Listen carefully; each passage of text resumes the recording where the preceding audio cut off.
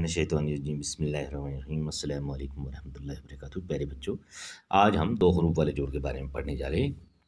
یہاں پر ہم لکھا ہے ہمارے الف بے اب بے الف با، یہ بے اور الف جوڑ کر با ایسے ہوتا ہے پے الف پا، تے الف تا، ٹے الف ٹا، جیم الف جا، چیم الف چا، ہے الف ہا، کھے الف کھا، دال الف دا، الف نون ان، بے سین بس، پیرے پر، تے کی تک، ٹے بے ٹب، جیم بے جب، چیم لام چل، ہائے دال حد، کھائے توئے کھت، دال سین دس۔